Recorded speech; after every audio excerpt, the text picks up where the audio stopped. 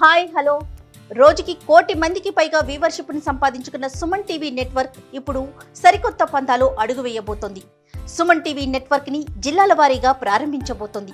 Franchises కోసం ఆసక్తి కలిగిన వారు క్రింది నెంబర్ని సంప్రదించగలరు.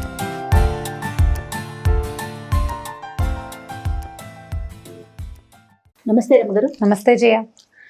రమగారు, మనము పిల్లలకి స్టోరీలు చెప్పేటప్పుడు సహజంగా చిన్నప్పుడైతే కాకి, తర్వాత ఆవు కథ, దూడల కథ, జంతువులు, పక్షులు, ఇట్లా వివిధ రకాలైన యానిమల్స్ గురించి చెప్తూ ఉంటాం.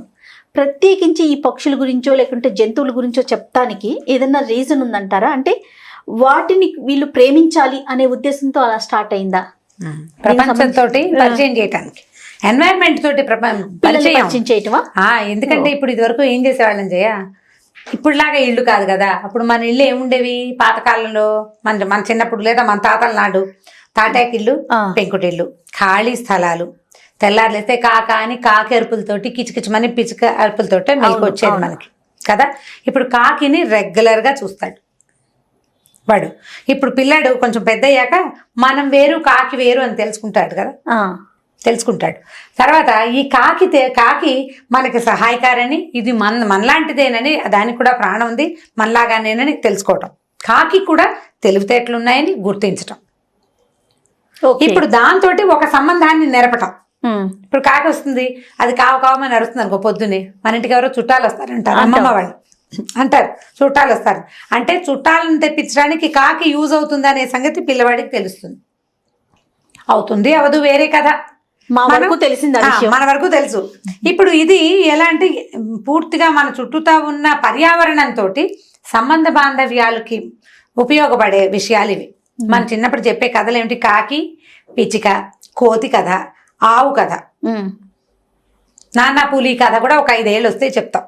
తర్వాత ఇల్లెలకే ఈగ పేరు మర్చిపోయింది, చిలక ముక్కు ఊడిపోయాయి, ఇలాంటి కథలు చెప్పేవాళ్ళు ఇదివరకు. ఇవన్నీ కూడా మన చుట్టూ 7 చేపల కథ. ఒక రాజుగారు 7 వేటకెళ్ళారు. రాజుగారు అబ్బాయిలు, 7 అబ్బాయిలు 7 వేటకెళ్ళారు.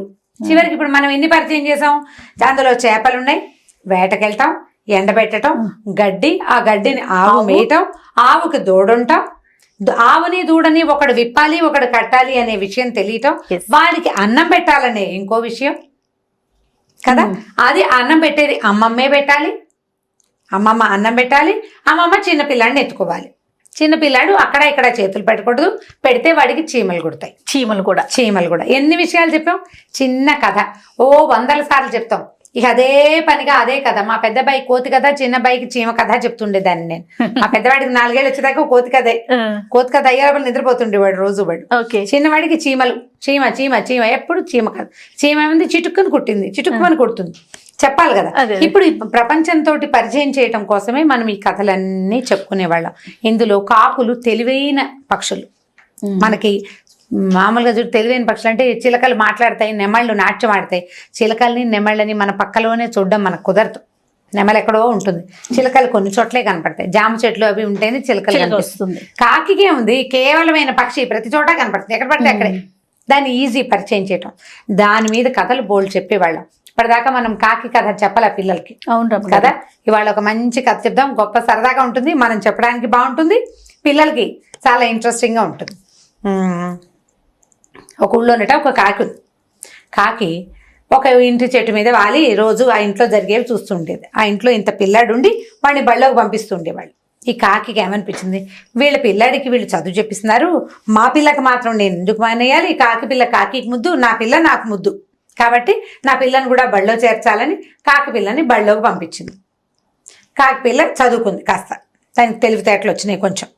అయితే ఏమైందట, ఒకరోజు ఈ కాకి పిల్ల ఏవో చెట్టు మీద కూర్చుంది. చదువుకున్న కాకిపిల్ల చెట్టు మీద కూర్చుని ఏం చేసింది, కింద అటు ఇటు చూస్తుంటే దానికి ఆ కింద ఇంట్లో ఆ ఇంటి వాళ్ళు ఏదో చికెన్ ఏదో వండుకుంటున్నారు, మాంసపు ముక్క ఒకటి కనపడింది. అది మామూలుగానే కాకులకి తెలివి ఎక్కువ. మనం చూస్తూ ఉండగానే మన చేతిలో ఉన్న వస్తువులు లాక్కెళ్ళిపోతాయి. అవును, చూసి చూసి చూసి మనం ఎప్పుడు ఏమరపాటుగా ఉంటాం, ఒక్క క్షణం ఒక లిప్తలో పట్టేస్తుంది, అది చటుక్కుని లాక్కెళ్తుంది. అందులోనే ఇది చదువుకుంది. ఈ చదువుకున్న కాకపిల్ల ఏం చేసింది, వాళ్ళ ఇంట్లో వాళ్ళు పిల్లడు కూర్చొని బయట తింటుంటే ఓ చికెన్ ముక్క తెచ్చుకుంది. అదేమో చిన్నది కాదు, ఇది ఆశ కొద్దీ బాగా పెద్ద ముక్కే తెచ్చుకుని దానికి నోటి కరపటాల కాకి పిల్ల చిన్నది, ఆ ముక్క బాగా భారీగా పెద్దది. సరే ఏం చేసింది, అక్కడి నుంచి ఇక్కడే ఉంటే మిగిలిన కాకులు వెంట పడతాయని తెలివిగా చదువుకుంది కదా, ఏం చేసింది, ఈ మాంసపు ముక్కని పట్టుకుని, ఈ చికెన్ ముక్కని బాగా ఊరికి కొంచెం దూరంగా ఉన్న ఓ చెట్టు మీద వాలి మెల్లిగా దాన్ని తినడానికి ట్రై చేస్తుంటే ఏమైంది, కింద ఒక నక్క వెళ్తుందట. నక్క అనుకుంది, అబ్బా దీని చేతిలో ఎంత పెద్ద ముక్క ఉంది, చిన్నపిల్ల కాకి, దీన్ని ఎలాగైనా పడేసి ఆ ముక్కను దొంగిలించాలని నక్కకు పుట్టింది ఆశ. అయితే నక్కలు చెట్లు ఎక్కలేవు, కింద నుంచుంటాయి.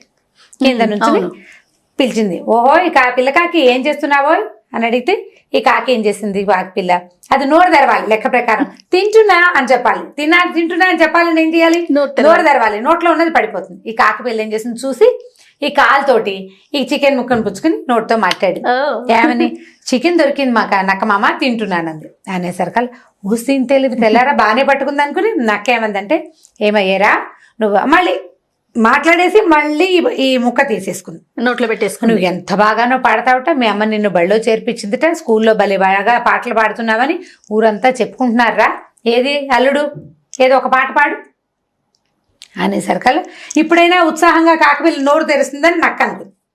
ఇదేం చేసింది, చక్కగా మళ్ళీ ఈ ముక్కని కాలుతో పట్టుకుని చక్కగా స్థిమితంగా నుంచి అని నోరు తెచ్చి బ్రహ్మాండంగా పాడింది, కర్ణకఠోరంగా. పాడేసరికల్లా నక్క వినలేక చెవులు మూసుకుంది, కానీ దీని తెలివి అర్థమైంది దానికి. సరే ఇలా కాదని ఈసారి ఏం చెప్పిందంటే, అబ్బా పాట ఎంత అద్భుతంగా పాడేవు, సూపర్ పాట, నీ పాట ఎంత బాగుందో, స్కూల్లో డ్యాన్సులు నేర్పించుంటారు కదా పాటతో పాటు, ఏది డ్యాన్స్ చేయి చూద్దాం అంతే. అనేసరికల్లా ఇప్పుడు ఇదేం చేయాలి, వెంటనే ఉత్సాహంగా గబుక్కుని ఎగరాలి. ఎగిరితే ఏమవుతుంది, చేత్తో పట్టుకున్న ముక్క పడిపోవాలి, ఇది గబుక్కుని ఎగరలా. ఈ ముక్క జాగ్రత్తగా ముక్కుతోటి ఈ ముక్క తీసి పట్టుకుని ఎగరటం మొదలు పెట్టింది కాకి డ్యాన్స్. ఈ కాలు ఎత్తింది, తోక కూడా కొంచెం కొంచెం ఊపుతుంది, రెక్కలు అల్లారుస్తుంది, ముక్కు మాత్రం నోరు మాత్రం తెరగట్లే. నక్క చూస్తోంది పట్టలేదు ముక్క. సరే ఓహో దీనికి పాట పాడమన్నా తెలివితేటలే, దీనికి డ్యాన్స్ చేయమన్నా తెలివితేటలే, ఇప్పుడు మూడోది ఏం చేయాలి అని ఆలోచించి, అలా కాదురా అల్లుడు, నువ్వు ఇందాక పాట అప్పుడు పాడేవు, డాన్స్ ఇప్పుడు చేస్తున్నావు, పాటోసారి డాన్స్ ఓసారి ఉంటే ఏం బాగుంటుంది, పాట డాన్స్ సింక్ అవ్వాలి కదా, పాటోసారి వినపడి టీవీలో మనం ప్రోగ్రామ్ చూస్తాం, మాటలు ఒకసారి వచ్చి పెదవులు ఇంకోసారి కదిలితే విసుగ్గా ఉంటుంది, కాబట్టి బాగా సింక్ అవ్వలేదురా, చక్కగా పాడుతూ డాన్స్ చేయి నువ్వు అనేసరికల్ కాకిపిల్ల సరే ఏం చేసింది, ఈసారి ఇప్పుడు ఏం చేయాలి, లెక్క ప్రకారం అది నోరు తెరిచేయాలి, ఎగరాలి, మెచ్చుకుంది కదా నక్క. సరే ఈసారి ఏం చేసిందంటే, బాగా కొంచెం పైకి ఎగిరి చదునుగా ఉన్న ఒక నేరేడు చెట్టు మీద కదా అది కూర్చుంది, వెళ్ళి ఆ పైన ముక్కను అక్కడ పెట్టుకుంది జాగ్రత్తగా. పెట్టుకుని ఇప్పుడు ఏ గుర్తు పాట పాడడం మొదలు పెట్టింది. ఈ నక్కకి ఏం చేయాలో తెలియదు, ఏం ప్రయత్నం చేసినా ముక్క కింద పడట్లే, ముక్క మాత్రం వదలటం లేదు. అది ఈ డాన్సు ఈ పాట రెండు వెళ్ళాక చచ్చిపోతుంది. అది కాకి పాట అంటే ఏం పాడుతుంది, కావు కావు కావు కావు అంటూ. కోయిల కూతలు మనం పాట అనుకుంటామా, కోయిల కూడా పాట కదుకు అని విసగటగా ఉంటుంది, కాసేపు తర్వాత ఎప్పటికీ నోరు మూసుకోదు. అది కాకి కూడా అంతే, మొదలు పెడితే అరుపు మాందు, అది కా కా కా కా అంటుంది, ఎగిరి ఎగిరి డాన్సు, నల్లటి దాని రూపం సౌందర్యం తక్కువ, పోనీ ఏదో అందంగా ఉందంటే అందంగానూ లేదు, ఇక ఏం చేయలేక నక్కచ్చి దుంపదగా ఇది ఎక్కడ లుంగేలాగా లేదని వెళ్ళిపోయింది. అప్పుడు కాకి పిల్ల ఏం చేసింది, మళ్ళీ కాకిపిల్ల పైకి ఎగిరి తను దాచిపెట్టుకుని చికెన్ ముక్కని నోట్లో కట్టుకుని మెల్లిగా తింటాం మొదలెట్టింది. ఈ లోపల వాళ్ళ అమ్మ వచ్చింది. వాళ్ళ అమ్మ వచ్చి అడిగింది, ఏరా ఇంతసేపటి నుంచి తింటున్నావంటే, తింటలేదు నమ్మ, మధ్యలో అక్కమా వచ్చాడు, ఆయనకి డ్యాన్స్ చేశాను, పాట పాడాను, డ్యాన్సు పాట రెండు కలిపి చేశాను, ఇప్పుడు తింటున్నానంటే వాళ్ళ అమ్మకి నవ్వొచ్చింది. అయినా కూడా ఈ ముక్క కింద పడలేదంటే, పడలేదు నేను జాగ్రత్తగా పడ్డాను, స్కూల్లో నేర్పించారని చెప్పింది అనమాట. అప్పుడు స్కూల్లో నేర్పిస్తారు సరిగ్గా బిహేవ్ చేయటం, కాబట్టి పిల్లలు బళ్ళోకి వెళ్ళాలని చెప్పడం కోసం ఈ కథ చెప్పబడింది. స్కూల్లో ఏం నేర్పిస్తారు, నీ పని నువ్వు సరిగ్గా చేయటం, నీకు ఏదొచ్చో దాన్ని సరిగ్గా ప్రజెంట్ చేయడం, నీకు పాడడం వచ్చు ప్రజెంట్ చేయాలి, అది నీకు ఎక్కడ నేర్పిస్తారు, స్కూల్లో నేర్పిస్తారు. నీకు డాన్స్ వచ్చు, అది కూడా ప్రజెంట్ చేయాలి. నీకు డాన్స్ వస్తే ఏం ప్రయోజనం, ఎవరైనా చూస్తే కదా, పిల్లలు నలుగురికి చూపించారు, డాన్స్ చేయనగానే బిగుసిపోతారు, సిగ్గుపడతారు. నలుగురికి చూపించే ప్రక్రియ ఎక్కడ నేర్పిస్తారు, స్కూల్లో నేర్పిస్తారు. మనం ఇళ్లలో నేర్పించలేము. అది ఎక్కడికైనా టీచర్ల దగ్గరికి వెళ్తే ఈ ప్రదర్శన చేతొస్తుంది. రెండు ఎట్ ఏ టైం ప్రదర్శించడం కూడా చేతొచ్చి, నీ వస్తువు పాడు చేసుకోకుండా ఉండటం, నువ్వు జాగ్రత్తగా చూసుకోవటం కూడా పాఠశాలలో నేర్చుకోవచ్చు. కాబట్టి చక్కగా స్కూల్కి వెళ్ళాలని పిల్లలకి చెప్పడం కోసం చెప్పబడిన కథ.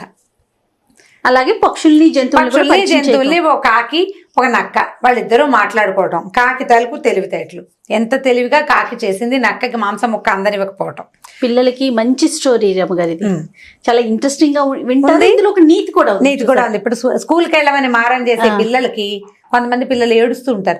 కాకి కథ చెప్పటం మా దగ్గర చిన్నప్పుడు కథ చెప్పేవాళ్ళు. దీంతో పాటు చిన్న పిట్ట కథ చెప్తారు. కాకిదేమో కర్రలిల్లు, పిచ్చుకదేమో పుల్లలిల్లు, పిడకలిల్లు. కాకిది కర్రల ఇల్లు, కర్రలతోటి కట్టుకుంది ఇల్లు. పిచ్చుకేమో పిడకలతోటి కట్టుకుంది. పిడకలని పెద్ద గాలివాన వచ్చినాయి. పిచ్చుకల తాలూకు ఇది ఉంది కదా, పిడకలిల్లు తడిసిపోయి నానిపోయి విరిగిపోయింది. ఇప్పుడు పిడకంటే ఏమిటి? పిడకలు ఎక్కడొస్తాయి? మీకు తెలుసా? ఇప్పుడు పిడకల కథ, దాని గురించి చెప్పాలి కదా. ఆవు పేడ, దాంతో పిడకలు చేయటం, గొబ్బిళ్ళు చేయటం, గొబ్బిళ్ళని పిడకలు చేయటం. సరే, ఈ పిడకలు తడిసిపోయింది. అప్పుడు పిచ్చుక ఏం చేసింది? కాకి వాళ్ళ ఇంటికి వెళ్ళింది. కాకమ్మ తలుపు తీవా, వాన వచ్చింది, తడిసిపోయాను, ఇల్లిపోయింది, నన్ను లోపలికి రానివ్వంటే కాకి రానివ్వాల చాలా సేపటి వరకు. తర్వాత రానిచ్చిన తర్వాత ఏం చేసింది? ఒక గాజు పెంకుల సంచి మీద పడుకోబెట్టిందిట. గెస్ట్ ని ఎలా చూసుకోవాలని చెప్పడం కోసం కూడా ఈ కథ చెప్పేవాళ్ళు. పడుకోబెట్టింది. అక్కడి నుంచి ఏం చేసింది? వేడిగా కూర వండి పెట్టింది. కూర ఎంతో బాగుంది, ఇంకాస్త వేయమంటే అలాగే నీ రెండో కాలు కూడా విరగొట్టిస్తే కూర చేస్తానంది. పిచ్చికప్పుడు చూసుకుంది, తన కాలు లేదు, ఒక కాలే ఉంది దానికి. ఒక కాలు విరిచేసి కాకి కూర చేసి పెట్టేసింది అన్నమాట. పిచ్చిక ఏడుస్తూ అయ్యో నా కాలు కూడా పోయిందని తెల్లారాక వెళ్ళిపోయింది. అప్పుడు అది ఏడుస్తూ వెళ్తే ఒక పూజారి కనిపించాడు. ఏంటి పిచ్చిగా ఏడుస్తున్నావు అంటే, ఇలా నా కాలు కూడా పోయిందండి అంటే, చిన్న గొయ్యిదవ్వు చిన్న బంగారం వస్తుంది, పెద్ద గొయ్యిదవ్వు పెద్ద బంగారం వస్తుంది, బాగా పెద్ద గొయ్యిదవ్వితే పెద్ద బంగారం వస్తుంది, బంగారంతో ఇల్లు కట్టుకోమన్నాడు. బంగారంతో కట్టుకున్న ఇల్లు నానదు, విరగదు, కరగదు, ఏమీ అవదు, చక్కగా ఉంటుంది, గట్టిగా. బంగారం గట్టిది, లోహం. ఇది ఒక పాయింట్.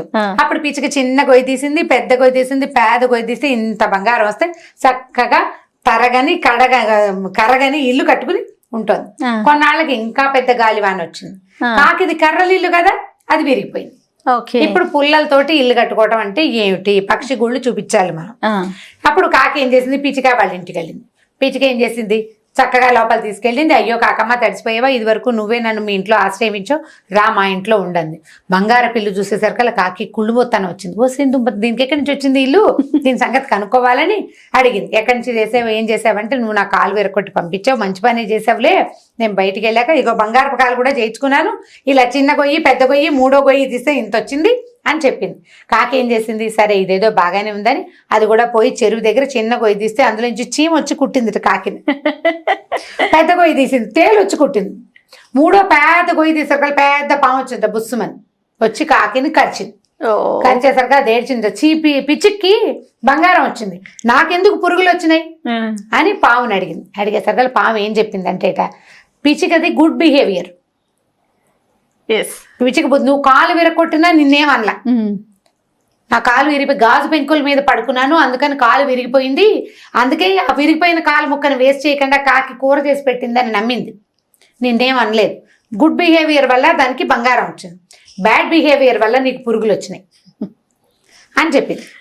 కాకి కదా పిచ్చి కదా మా చిన్నప్పుడు రోజు చెప్పుకునే వాళ్ళం విసుగు లేకుండా. ఇది రెండో కథ. ఇట్లా మనం బిహేవియర్స్ ని, ఎన్వైరన్మెంట్ ని, రెండింటిని మనకు అవసరమైన విషయాలు నేర్చుకోవడానికి కూడా ఈ పక్షులు, జంతువులు, వాటి కథల్ని వాడుకోవచ్చు. ఒకే దాంట్లో రెండు కథలు చెప్పేసాము, జాగ్రత్తగా చెప్పండి పిల్లలకి. తప్పకుండా రమ్మగారు. అయితే పిల్లలకి కథ చెప్పేటప్పుడు కొంచెం చిన్న పిల్లలకి 10 years లోపు పిల్లలకి మనుషులు వాళ్ళ పేర్లు చెప్పే కన్నా ఇలా పక్షులు, జంతువులు వీటి గురించి, ఈ పక్షి ఆ పక్షి, ఇప్పుడు పిచ్చుక, కాకి ఎక్కువగా అంటే ఇన్వాల్వ్ అవుతారు, అంటే వెతుకుతారు, దానికోసం వెతుకుతారు, నమ్ముతారు కూడా. అవి మాట్లాడతాయా అనే క్వశ్చన్ రాదు వాళ్ళకి. అవును, నమ్మేస్తారు. ప్రశ్నలు వచ్చేసరికి మనుషుల పేర్లు మన రామాయణ భారతాలు మొదలు పెట్టేసేయాలి. 7-8 ఏళ్ళు వచ్చేసరికి రామాయణ 7-8 లోపల ఈ కథలు చెప్పచ్చు. ఇప్పుడు ఈ కథని ముందు చెప్పిన కథని పెద్ద పిల్లలు కూడా చెప్పచ్చు. అవును, అది సూపర్ అమ్మ గారు. ఇంకొక స్టోరీతో మళ్ళీ కలుద్దాం. నమస్తే. ఈ వీడియో కనుక మీకు నచ్చినట్లయితే లైక్ చేయండి, షేర్ చేయండి. మరిన్ని వీడియోస్ కోసం మా ఛానల్ని సబ్స్క్రైబ్ చేసుకోండి. Hi, hello. రోజుకి 1 కోటి మందికి పైగా వ్యూవర్షిప్ని సంపాదించుకున్న సుమన్ టీవీ నెట్వర్క్ ఇప్పుడు సరికొత్త పంతాలో అడుగు వేయబోతోంది. సుమన్ టీవీ నెట్వర్క్ని జిల్లాల వారీగా ప్రారంభించబోతోంది. ఫ్రాంచైజీస్ కోసం ఆసక్తి కలిగిన వారు క్రింది నెంబర్ని సంప్రదించగలరు.